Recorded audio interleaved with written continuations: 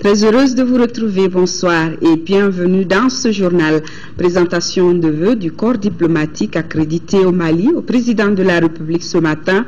Au cours de la cérémonie, Ibrahim Boubacar Keïta a rappelé que le Mali reste un et indivisible. Il a par ailleurs demandé à la MINUSMA de s'impliquer pour le désarmement et le cantonnement des groupes armés. Le chef de l'État de solliciter encore une fois une coopération internationale renforcée pour accompagner notre pays encore en convalescence. Amadou Sankari. C'est un véritable ballet diplomatique auquel on a assisté ce lundi à Koulouba.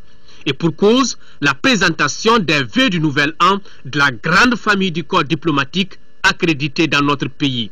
Les ambassadeurs ont saisi cette occasion pour saluer le retour du Mali à l'ordre constitutionnel couronné par l'élection des députés. Face à la position ferme et courageuse adoptée par la CEDEAO, le président de l'Assemblée législative a assumé la présidence de la République par intérim, avec comme mandat essentiel d'organiser les élections le plus tôt possible. Le Mali a réussi à tenir le 28 juillet 2013 le premier tour des élections présidentielles et le 11 août le deuxième tour.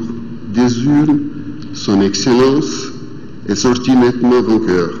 Le 24 novembre et le 15 décembre, encore une fois, nous avons été témoins de la nouvelle fête démocratique, maintenant avec les élections législatives. Pour le président de la République, le Mali revient de loin et pour avancer, il a besoin de tous ses amis. Chacun de nos pays a fait le maximum pour que le Mali soit de nouveau sur la scène internationale, de manière digne, responsable, honorable et respectable. Avant d'entrer dans mes fonctions, j'ai vu le souci que chacun d'entre vous avait de vous informer sur la réalité malienne, de nous aider à avancer. Et depuis 4 mois maintenant que je suis là, en la charge qui est désormais la mienne, au moins pour 5 ans, je mesure l'amitié vive, réelle, constante que chacune et chacun d'entre vous nous fait. La réconciliation nationale, la lutte contre la corruption, en passant par la refondation de l'armée malienne, sont autant de sujets abordés par le président de la République. Nous nous sommes attachés dès l'abord à cette question de réconciliation nationale. Nous avons créé pour ce faire un ministère en charge. La réconciliation nationale et le développement des régions du Nord. Le Nord n'est pas qu'une seule région, les régions du Nord. Et nous allons le faire, Inch'Allah. C'est le Mali qui est concerné. Faire en sorte que ces régions aient les équipements nécessaires et des moyens de communication qui leur permettent le commerce économique et le commerce humain avec le reste du Mali. Telle est notre vocation, notre mission, et nous la conduirons. Au reste, il n'y a jamais eu dans ce pays la moindre volonté de marginaliser quelque communauté que ce soit. Des milliards ont été engagés dans le développement des régions du Nord. Mais de tout cela, nous ferons, n'en doutez point, l'audit précis. Nous ferons l'audit de toutes ces gestions-là. Il n'y a aucun doute là-dessus. Mais il en sera désormais autrement. Inch'Allah. La justice passera, et de la plus belle des manières. Et nul ne sera au-dessus de ce qu'elle décidera. Quel que soit le mis en cause. Au plan politique, nous souhaitons un pays apaisé, un pays dédié à sa seule mission, au service des Maliens, de présence au monde, aux côtés des autres peuples du monde, pour une coopération internationale renforcée au bénéfice de nos seules nations, de nos seuls pays, de nos seuls peuples. Le grand défi également reste la réforme des forces armées. Tout le monde le sait, ce n'est plus un grand secret. Le Mali, à l'orée de la catastrophe, n'avait plus d'armée. Comment comprendre qu'un pays digne de ce nom n'ait pas souci de sa défense territoriale? Comment comprendre qu'un pays digne de ce nom n'ait pas souci de préserver ses frontières? en un temps où les menaces sont lourdes et venant de partout, comment le comprendre et comment l'admettre? Ceux-là qui ont été responsables de cette gestion, comme dans tout pays civilisé et organisé, devront rendre des comptes au peuple malien. C'est clair et net. Demain, qu'à Dieu ne plaise, si c'était le cas de notre gestion, nous en aurions compte. Évoquant la situation de Kidal, Ibeka a martelé que le Mali restera un et indivisible. D'ailleurs, il a demandé à la MINUSMA de s'impliquer pour le désarmement et le cantonnement des groupes armés. Je ne peux pas discuter avec quelqu'un en armes sur mon territoire. Cette prétention doit absolument être écartée. Il faut que les groupes armés comprennent. Et c'est l'une des missions de la MINUSMA, de nous y accompagner, très clair, de déposer les armes, faire le cantonnement et la suite telle que convenue et telle que convenable. Telle que convenue, telle que convenable. Le reste, de la gestion interne du pays, je vous l'ai dit, nous allons nous tenir sur la crête d'une gouvernance, si possible, irréprochable. D'abord, par respect pour vos pays, par respect pour notre peuple, qui a enfin besoin que ces enfants appelés à la tâche se comportent de manière honorable et digne, avec un souci autre que leur portefeuille. Les échanges se sont poursuivis autour d'un cocktail offert par le président de la République à ses hôtes. Vous pourrez suivre l'intégralité de cette cérémonie de présentation de vœux après ce journal. Le personnel de la présidence de la République a présenté lui aussi ses vœux de nouvel an au chef de l'État. Le personnel a saisi l'opportunité pour réitérer au président Ibeka son engagement à l'accompagner afin de relever les multiples défis du moment. Comme il fallait s'y attendre, le président de la République les a invités à plus de rigueur. Ibrahima Traoré. Le personnel de la présidence de la République s'engage à aider le chef de l'État dans sa lourde mission. Un chantier immense qui concerne tous les domaines de la vie de la nation, dixit le secrétaire général de la présidence. Toumani Djimé Diallo se félicite d'ores et déjà de certaines actions du président Ibrahim Boubacar Keïta. On note entre autres l'organisation des États généraux de la décentralisation, la tenue des assises nationales sur le Nord, la lutte contre la corruption ou encore le plaidoyer relatif à la cause Mali sur la scène internationale. De l'analyse de contenu de vos discours et déclarations, il ressort invariablement que vous prenez la pleine mesure de vos responsabilités, qui sont celles d'un homme d'État qui préside aux destinées d'un pays qui a compté, mais qui a trébuché, et qui se relève avec l'ambition d'occuper sa place et toute sa place dans le concert des nations. Pour y arriver, vous avez des ambitions réalistes. En même temps, vous prenez la rigueur envers vous-même et envers chaque Malienne et chaque Malien, tout comme vous donnez des gages rassurants quant à la distribution d'une justice rigoureuse et égale pour tous. Excellence, Monsieur le Président, chef de l'État, pour nous tous, c'est le moment de faire le bilan et aussi d'espérer un avenir meilleur. Les réussites, les échecs, les regrets, les interrogations et les certitudes qui jalonnent notre parcours nous invitent à la méditation et nous inclinent à réagir sereinement face à l'avenir et à faire des choix judicieux. Le président de la République indique que le travail ne fait que commencer. Le devoir de l'excellence, selon lui, s'impose à chacun pour mener à bon port le bateau Mali. Chers collaborateurs, je voudrais encore une fois vous rassurer. Je ne voudrais que personne se dise il va me faire un sort, il va faire. Je ne suis pas venu pour ça. Je jugerai chacun à la tâche. Je ne suis que de passage locataire de cette bâtisse de la nation malienne, de ce palais de la nation, à mission nationale pour faire en sorte qu'aucun Malien ne se sente orphelin dans son pays au motif qu'il n'est pas de telle ou telle engeance. Fond de cela, je l'ai dit, je ne dois être ici à aucun parti politique malien en particulier. Il n'y a aucune force d'argent de ce pays. Aucune. Je dois être ici à Allah subhanahu wa ta'ala et à l'ensemble des Maliens. Toute race confondue. Toute race confondue. Ceux qui me donnent une mission singulière, peut-être pour la première fois dans l'histoire de ce pays,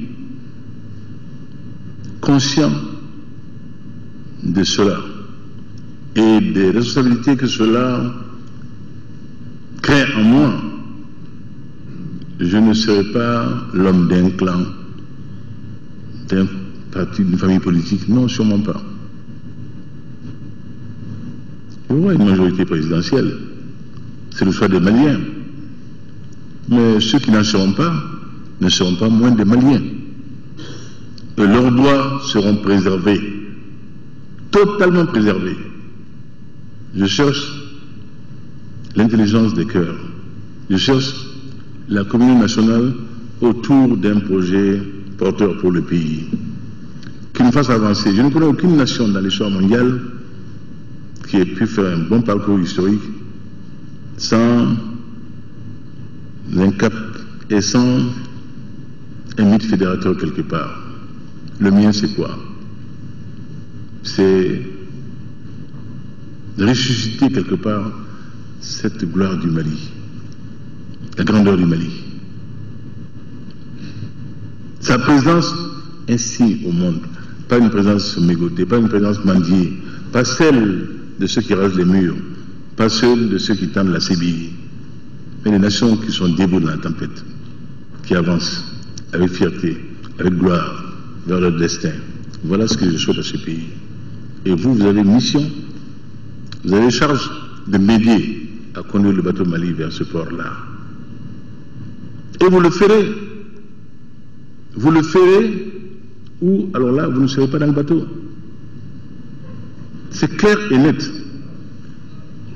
C'est clair et net. Ce sera la seule condition de votre présence à mes côtés.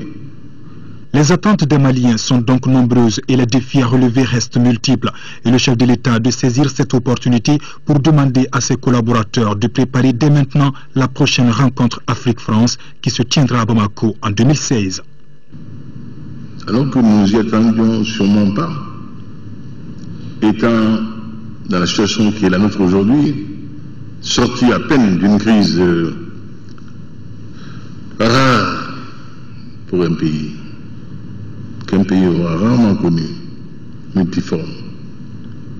Alors que nous nous cherchons encore, voilà que nous nous gratifie honneur redoutable, privilège lourd de l'organisation en 2016 de la prochaine rencontre Afrique-France. Quand le Premier ministre a voulu m'en féliciter, il dit, Monsieur le Premier ministre, vous vous rendez compte de ce qui nous arrive là? Ce n'est pas l'heure de félicitations. Monsieur le Premier ministre, 2016 est déjà là. Monsieur le Président, on a le temps. J'ai dit, Monsieur le Premier ministre, ne répétez jamais ça. On n'a pas le temps. Le compte à rebours commence au moment où il a été dit rendez-vous au Mali à Bamako en 2016. Tout cela pour vous dire que l'équipe que vous êtes n'a pas droit au repos une seconde. Une seconde. Au cours de la cérémonie, hommage a été rendu à Birama Diallo et à Ousmane Tienta de la présidence qui font valoir leur droit à la retraite. Le président de la République a également demandé d'observer une minute de silence à la mémoire de tous les patriotes qui nous ont quittés. Le chef de l'État a enfin tenu à partager un moment de communion avec tous ses collaborateurs depuis les hauteurs de Koulouba. Nous poursuivons ce journal avec ce communiqué de la présidence de la République d'ailleurs, communiqué ainsi libellé. Il revient comme une rengaine depuis quelque temps que le président de la République, son Excellence Ibrahim Boubacar Keïta, n'est pas en phase avec la légalité pour n'avoir pas fait la déclaration de ses biens devant la Cour suprême.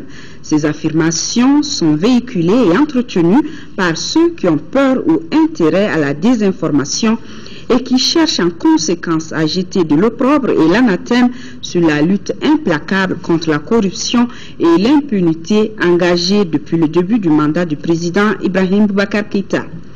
Contrairement à ces affirmations sans aucun fondement et sans aucun recoupement préalable, la Cour suprême, conformément à la Constitution malienne, a bel et bien reçu sous le numéro 059 PCS du 9 septembre 2013 la déclaration écrite des biens du président de la République, Ibrahim Boubacar Keïta. Le président de la Cour suprême, M. Nuhum Tapeli, a délivré à son Excellence Ibrahim Boubacar Keïta, président de la République, récépissé de sa déclaration sous le numéro 01 PCS du 9 septembre 2013. La lutte contre la corruption, qui répond aux attentes et aspirations de notre peuple, est et se poursuivra jusqu'au bout, implacablement et imperturbablement dans le cadre de la loi. Le Premier ministre Marta Tamli, qui a lui aussi reçu aujourd'hui les vœux du personnel de la primature, du gouvernement et de l'administration publique, au-delà des traditionnels souhaits de bonnes et heureuses années, les intervenants ont mis l'accent sur les réalisations de l'année 2013 et les perspectives pour l'année 2014. Le reportage, c'est dans nos prochaines éditions. Aide de la Banque islamique de développement au volet hydraulique et transport de notre pays. Elle est estimée à plus de 18 milliards de nos francs. Les accords signés ce matin au ministère de l'économie et des finances portent sur deux projets majeurs relatifs au secteur de l'eau et du transport. Batraoré, compte rendu. Par cette signature d'accord, la Banque islamique de développement s'engage à financer deux projets essentiels pour le développement du Mali. Le projet d'alimentation en eau potable de la ville de Bamako à partir de Kabbalah sous deux accords pour un montant total de 25,85 millions d'euros, soit environ 17 milliards de francs CFA. Et ensuite, le projet d'étude de faisabilité d'avant-projet sommaire et d'avant-projet détaillé du tronçon Abbé-Bara-Timéouawine, frontière algérienne de la route transsaharienne pour un montant d'environ 1 milliard de francs CFA. Le ministre de l'économie et des finances se réjouit de ce partenariat. Elle estime que les secteurs visés par cette opération sont d'une grande importance pour le développement du pays. Le volet hydraulique urbain, je pense que c'est un volet créé dans un pays comme le Mali où l'urbanisme atteint des proportions vraiment extraordinaires et pour ce qui, comme résultat, appelle effectivement que l'adduction d'eau potable soit à hauteur de souhait. Donc le projet d'assistance technique, justement pour l'étude de faisabilité de la route qui dans la frontière algérienne, vient à point nommé. Nous pensons que ce projet va nous donner l'occasion d'explorer davantage les potentialités minières et autres ressources dans cette zone de notre pays. Rappelons que de 2007 à 2013, la Banque islamique de développement a investi environ 215 milliards de francs CFA pour le développement du Mali. 267 Maliens rapatriés de la République centrafricaine ont été accueillis il y a quelques instants par les autorités maliennes. C'est compte tenu de la situation d'insécurité qui existe en Centrafrique que ces Maliens ont choisi de regagner leur pays. Ils ont été accueillis par le ministre des Maliens de l'extérieur qui a été d'ailleurs interrogé par notre reporter sur place, Adama Koulibaly. Je dois exprimer au nom du gouvernement du Mali, au nom du président de la République, tous nos remerciements pour avoir instruit et diligenté ce rapatriement-là. Ça a été un travail assez laborieux, comme vous avez dû le constater. Le fait de pouvoir rassembler l'ensemble des Maliens sur place, de leur faire les documents consulaires nécessaires et en fait de les embarquer pour arriver aujourd'hui. Des Maliens assez nombreux, plus de 500 personnes qui arrivent aujourd'hui sur Bamako. Je pense que sain et sauf est un moment de fierté pour nous vraiment, même si le contexte n'est pas très agréable. Demain, il y aurait un second vol. Il est probable qu'on envisage d'autres vols parce qu'il y a que Maliens. Mais ceux qui ont exprimé immédiatement la volonté de vouloir entrer sont au nombre de 500 et quelques. Aujourd'hui, on vient de recevoir 167. Demain, il y aura autant, et puis ainsi de suite. Vous venez de constater les femmes et les enfants. Beaucoup d'entre eux sont nés, effectivement, qui y ont résidé depuis beaucoup d'années. et qui aujourd'hui, force des choses, les oblige à rentrer au pays, quoi. Nous avons un service de protection civile qui a des hébergements pour ce faire, qui les nourrit, et dès demain matin, tout sera mis en œuvre effectivement pour les évacuer dans les différentes destinations, dans leurs villages, dans leurs villes respectives. Bienvenue à vous, Oberkai, et que Dieu protège ceux restés sur place. 2 semaines pour renforcer les capacités de 23 chercheurs en herbe de 8 pays d'Afrique de l'Ouest et du Centre sur les pathogènes protozoaires. C'est à la faveur d'un atelier organisé par le Centre international d'excellence en collaboration avec l'Université des sciences et techniques de Bamako. Reportage Abdrahman Mega. Ils sont 23 jeunes chercheurs venus de 8 pays d'Afrique de l'Ouest et du Centre à prendre part à cette formation sur les pathologies protozoaires. Ces étudiants vont pendant 15 jours apprendre à mieux connaître les maladies dont souffrent les femmes enceintes en Afrique. La formation, selon les initiateurs, répond à 2 préoccupations majeures, à savoir doter les chercheurs de moyens pour une meilleure prise en charge des femmes enceintes, d'une part, et d'autre part, permettre aux stagiaires de créer entre eux des liens solides pour lutter efficacement contre les maladies des hôtes enceintes. Le thème de l'atelier cette année, l'hôte enceinte, est d'une importance particulière. En effet, ce n'est pas moi qui dois instruire aux personnes dans cette salle que les femmes enceintes sont particulièrement sensibles aux maladies causées par ces pathogènes. D'où revient l'importance de cet atelier. Cet atelier est le second du genre organisé par le Centre international d'excellence en recherche en collaboration avec l'Université des sciences, techniques et technologies de Bamako. À travers cette formation, l'ambassade des États-Unis d'Amérique accentue sa coopération avec le Mali dans le domaine de la recherche scientifique et technologique. Les chercheurs sont confrontés, le recteur vous l'a dit, en permanence au progrès scientifique et à l'évolution de leur métier. C'est pourquoi cette formation continue dans le domaine de l'infectiologie leur permettra de mieux s'adapter à leur environnement de recherche. Au terme de cette rencontre de Bamako, les participants seront suffisamment outillés pour faire face au traitement de certaines pathologies, comme par exemple le paludisme, le VIH, la tuberculose et d'autres maladies tropicales. Première journée parlementaire de la CODEM, parti de la Convergence pour le développement du Mali. Le parti a mis à profit la journée d'hier pour renforcer les capacités de ses députés élus à Bandiagara, Kouro, Bankas, commune 1 et commune 2. Le compte rendu de Daouda Sidiki Diarra. Après leur brillante élection aux législatives passées, l'heure est donc venue pour les 6 députés du parti de la Convergence pour le développement du Mali, CODEM, d'être mieux outillés sur leurs prochaines responsabilités parlementaires. Je félicite ces hommes députés pour leur brillante élection, portant ainsi très haut notre parti, confirmant ainsi le score engrangé lors de la présidentielle et démontrant la vitalité et la progression jour après jour de la CODEM sur l'échiquier politique malien. Ces nouveaux députés vont s'imprégner du contenu du règlement intérieur de la législature 2007-2012, du fonctionnement de l'Assemblée nationale, du rôle des députés et leur rapport avec le gouvernement. Aussi, ils vont jeter un regard rétrospectif sur les orientations et la vision politique de leurs partis, cela dans un contexte actuel de notre pays. Les dirigeants du parti de la Kenya se conformeront aux valeurs de leur formation politique et au choix de leurs militants.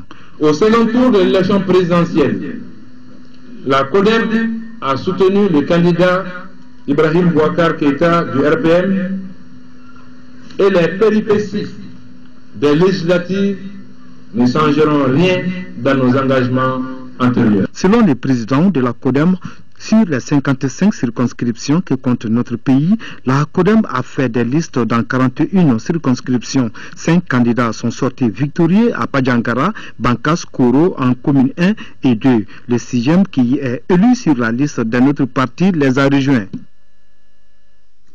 Les acteurs du secteur agricole sont en réunion à Ségou. C'est une rencontre qui vise à faire le point de la campagne agricole 2013 et étudier les perspectives en vue de faire du Mali une puissance agricole à l'horizon 2018. Les travaux regroupent les autorités et acteurs des régions de Kaï, Koulikoro, Ségou, Sikasso et du district de Bamako. Kandesila depuis Ségou.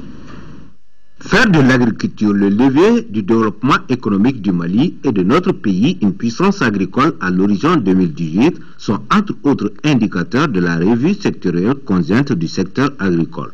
La rencontre de Ségou, qui regroupe les autorités et structures étatiques des régions de Kaï, Kouloukoro, Sikasso, Ségou et du district de Bamako, ainsi que les acteurs de la profession agricole et leurs partenaires s'inscrit dans ce cadre. Cette vision s'est fixée comme but d'assurer un rôle de catalyseur pour apporter les changements institutionnels, technologiques et d'orientation stratégique nécessaires au développement d'une agriculture moderne, compétitive et respectueuse de l'environnement en vue de garantir la sécurité alimentaire du pays, d'améliorer les revenus des producteurs et faire du Mali une puissance agricole exportatrice à l'horizon 2018.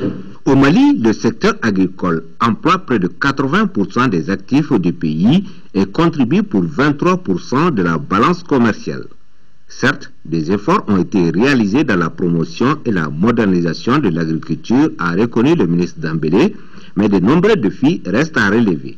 Aussi, les participants mettront ces 2 journées à profit pour identifier les contraintes majeures et les propositions pour imprimer plus de dynamisme au secteur. Il s'agit de lever les principales contraintes qui pèsent sur les secteurs de l'agriculture, de l'élevage et de la pêche, afin d'amplifier le rôle majeur que le secteur doit jouer dans le développement socio-économique du pays à travers sa contribution aux objectifs de croissance économique et de création d'emplois productifs pour les jeunes et les femmes. Dans son discours de bienvenue, le gouverneur de Ségou, Thierno Bouakar Cissé, a salué l'initiative tout en souhaitant que Ségou apportera des contributions de qualité qui permettront de surmonter les obstacles qui entravent les performances du secteur agricole. Obstacles liés, entre autres, à l'accès à la terre et au financement, ainsi qu'au transfert des technologies et de compétences.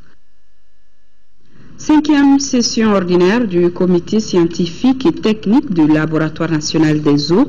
Les sujets à l'ordre du jour sont entre autres l'examen et l'adoption du compte-rendu de la 4e session, l'examen de l'état d'exécution des recommandations et l'examen des protocoles de recherche programmés pour 2014. Rachel Tessougui, compte-rendu.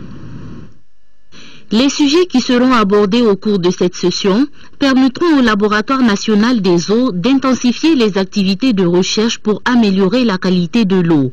Cela servira à limiter les risques sanitaires liés à la pollution des ressources en eau par certains comportements négatifs. Les thèmes de recherche à attribuer au groupe de chercheurs dans le cadre du programme de recherche de cette année sont au nombre de 3. Il s'agit de l'impact des activités industrielles sur la qualité de l'eau du fleuve Niger à Bamako, l'impact des activités artisanales sur la qualité de l'eau du fleuve Niger à Bamako, et enfin l'impact des activités minières sur la qualité des eaux souterraines et de surface de Morila. Le suivi continu de l'évolution des ressources en eau en fonction des entrées et des sorties naturelles ou provoquées constitue une préoccupation majeure pour l'État. La pollution des eaux et ses conséquences sur les équilibres naturels constituent un problème d'actualité. En effet, les milieux aquatiques naturels, fleuves, rivières, lacs, reçoivent à travers les activités anthropiques des substances souvent toxiques qui y sont directement rejetées. Celles qui sont diffuses dans l'atmosphère retombent au cours des précipitations. Les polluants présents dans le sol s'y déversent par ruissellement ou par infiltration. Le Laboratoire national des eaux a pour mission de faire l'échantillonnage et l'analyse physico-chimique, toxicologique et microbiologique des eaux naturelles traitées ou usées. Il s'occupe aussi du suivi et du contrôle de leur qualité. En 5e région, rencontre intercommunautaire pour la prévention et la gestion des conflits. La rencontre est financée par le PNUD à travers le programme Gouvernance partagée pour la sécurité et la paix en partenariat avec le Conseil de cercle de Douanza pour près de 7 millions de francs CFA. Un bureau de 15 membres présidé par le Conseil de cercle a été mis en place pour la réconciliation et la paix dans le cercle de Douanza. Mahamar Ibrahim Touré. À Douanza cohabitent en parfaite harmonie et dans plusieurs domaines de l'économie les ethnies Peul, Dogon, Sonrai, Mor et Bambara. La récente rébellion dans le pays a créé une méfiance entre elles. Pour remédier, le Conseil des cercles de Douanza a organisé une rencontre dénommée Dialogue social pour la prévention des conflits intercommunautaires, ce financement du PNUD à travers le programme Gouvernance partagée de la sécurité et de la paix pour près de 7 millions de francs CFA. À travers le retour de certains, pour les accepter à notre niveau, il faut forcément la tenue de cet atelier. L'objectif, c'est la culture de la paix, la réconciliation entre les fils du cercle et une bonne entente. Au cours de la rencontre, les acteurs locaux de Douanza aborderont les questions relatives à la prévention et à la gestion des conflits intercommunautaires. Vous échangerez sur la nature et la typologie des conflits, leurs causes, leurs conséquences, les modalités alternatives de gestion et de règlement des conflits. L'objectif final est bien entendu de privilégier le mode de gestion pacifique des conflits, éventuellement entre les communautés. Un bureau composé de 15 membres et présidé par le conseil des cercles a été mis en place à travers les qualités et valeurs comme la capacité d'écoute et de patience, la neutralité et l'impartialité, la connaissance des coutumes et traditions du milieu. Direction Gao, où l'Institut régional des jeunes aveugles traverse une période difficile. L'établissement qui accueille les élèves non-voyants des 3 régions du Nord fonctionne au ralenti malgré l'appel au secours des responsables. Présentement, les pensionnaires jeunes et adultes non-voyants et leurs responsables arrivent difficilement à accomplir leur mission, nous signale notre correspondant sur place, Daouda Zoumana Traoré. Des salles de classe à mauvais état, la fermeture de la cantine, du dortoir et de l'atelier d'apprentissage sont les problèmes auxquels l'Institut régional des jeunes aveugles de Gao est confronté. Toutes choses qui empêchent le bon fonctionnement de cet établissement qui accueille 178 élèves. Présentement, l'école est devenue une école intégratrice prenant en compte les élèves voyants et non-voyants. L'école prend en compte les 3 régions, la région de Gao, Tombouctou et Kidal. Et les élèves sont internés ici durant toute l'année. Ces non-voyants, après le premier cycle, vont directement au second cycle. Et on s'occupe particulièrement d'eux au second cycle et même au lycée. Créé en octobre 1983 sur proposition de l'Union malienne des aveugles, cet établissement a fait la fierté de bon nombre de jeunes non-voyants. Vraiment, l'ouverture quand même de l'école, tout s'est passé très bien. On était vraiment dans toutes les conditions qu'il nous faut. C'est de 1986 à 1993. Mais après, l'école a eu des problèmes. La prise en compte des élèves voyants par cet établissement est un espoir pour une population qui se réconcilie avec elle-même. Aujourd'hui, l'IRJA est sur la liste des écoles qui doivent être prises prochainement en cantine scolaire. C'est ce que le CAP peut faire. Tous les acteurs du monde scolaire plaident la cause de cet institut auprès des bonnes volontés. Nous demandons un soutien vraiment fort. Parce que sans soutien, je ne vois pas comment on peut s'en sortir.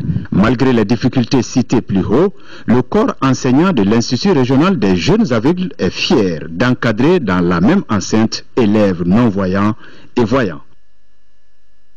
Et du côté de la capitale, les universités sont dans leur ensemble confrontées également à de nombreux problèmes dans la gestion des effectifs, le manque d'infrastructures et de personnel qualifié. C'est le cas de l'Université des sciences juridiques et politiques de Bamako, où s'est rendue une de nos équipes de reportage conduite par Nando Dambélé. Créée en 2011 comme toutes les universités de Bamako suite à la scission de l'unique université de Bamako, l'Université des sciences juridiques et politiques de Bamako est un établissement public à caractère administratif et scientifique. Placée sous la tutelle du ministère de l'Enseignement supérieur et de la Recherche scientifique, elle nourrit de nobles ambitions. Elle a pour vocation la formation, la recherche et le conseil en droit, sciences politiques et administratives. Plus grande structure universitaire de la place avec 34 000 étudiants, l'Université des sciences juridiques et politiques de Bamako comporte 2 grandes facultés. La faculté de droit privé, justement, alors, a 2 filières de formation. Il y a d'abord ce qu'on appelle la première filière qui est les carrières judiciaires et la seconde filière est droit des affaires. Nous avons 2 filières de formation, la filière droit public interne et la filière droit public international. Les étudiants ont accès à ces 2 filières-là à partir de la 3e année. De nos jours, la structure fait face à l'épineux problème des flux, du manque d'infrastructures d'accueil et d'encadrement. Notre université est confrontée à d'énormes problèmes qui sont liés d'abord à l'insuffisance du nombre de professeurs par rapport aux effectifs. Il y a également un rapport avec la massification des effectifs, il y a l'insuffisance de locaux, de salles de classe, d'amphithéâtres. J'envisage dans les jours à venir continuer une carrière juridique. Je souhaite dans l'avenir être un grand magistrat de ce pays. Telles sont entre autres des raisons qui m'ont motivé à choisir la faculté de droit privé. Ils sont 34 000 étudiants, dont 17 592 à la faculté de droit privé à l'Université des sciences juridiques et politiques de Bamako, encadrés par 400 professeurs, dont 147 permanents. La chronique santé du jour, je vous l'annonçais dans les titres, est consacrée aux écoulements de l'oreille appelés otorés. C'est un écoulement de liquide séreux, mucoïde ou purulent provenant du conduit auditif externe et témoigne d'une affection de l'oreille le plus souvent d'origine infectieuse, comme lors d'une otite externe ou d'une otite moyenne avec perforation du tympan. Les gens ont tendance à négliger une oreille qui coule, ce qui est pourtant dangereux selon les spécialistes. Je vous propose de voir ce reportage de Tchessira Dambélé pour plus de conseils.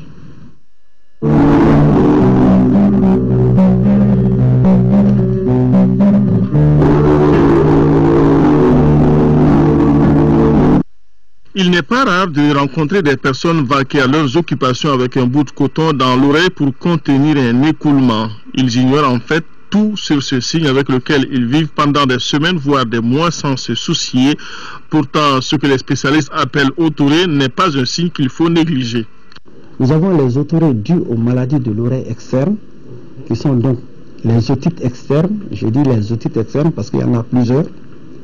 Ça peut être une otite externe diffuse simple, ça peut être une otite externe maligne qu'on rencontre chez le diabétique, ça peut être un furoncle du conduit ou bien les eczémas suppurés du conduit. Toutes ces pathologies peuvent donner des otorées. Désignant tout écoulement de l'oreille, l'otorée est le signe d'une pathologie. Elle est capable de conduire à des tableaux plus graves avec des complications insoupçonnées. L'oreille se situe au niveau de la base du crâne. Donc vous comprenez aisément qu'il n'y a qu'une fine coque osseuse qui sépare l'oreille du cerveau. Alors, une fois la cause, par exemple, si je prends le cas du cholestéatome, qui est une maladie vraiment très très dangereuse et même mortelle, alors de proche en proche, on a une érosion de cette frontière qui sépare l'oreille du cerveau, donc qui est l'os. On a une érosion de proche en proche. Cela va vous entraîner une ostéite, donc du rocher, une ostéite du rocher, donc l'inflammation de cet os-là. Après cette ostéite, on va atteindre les méninges pour vous donner là une méningite. Après cette phase, ça peut être donc l'abcès du cerveau. Donc à chaque phase, le pronostic vital du patient peut être en jeu. L'écoulement du puits peut précéder une attaque du cerveau par certains germes. Dans ce cas, les germes varient et la prise en charge de cette pathologie dépendra de la cause. Elle ira de l'utilisation de médicaments à une ou plusieurs interventions chirurgicales. Mais ce qui préoccupe le plus, ce sont les otorées purulentes. Parlant des écoulements en général de l'oreille, les spécialistes parlent aussi d'autoragie pour désigner des écoulements de sang ou d'autres écoulements de liquide clair. Celles-ci sont dues surtout aux conséquences des accidents de la voie publique. La majeure partie de ces autoragies dont je viens de parler, donc l'écoulement de sang ou bien l'écoulement du liquide céphalorachidien, est due au non-port de casque, donc lors des traumatismes crâniens, à moto essentiellement. Alors, on sensibilise la population par rapport à cela. Et les conséquences de ces autoragies peuvent être la surdité totale. Cette autoragie peut à la longue s'infecter, donner la méningite, l'abcès du cerveau et donc entraîner la mort. Que ce soit une otorrhée ou une otorragie, les différents écoulements de l'oreille, comme toute autre maladie, ne doivent pas être pris à la légère. Une consultation et un suivi régulier du traitement s'imposent. Lui est un sens très précieux qu'il vaut mieux ne pas perdre.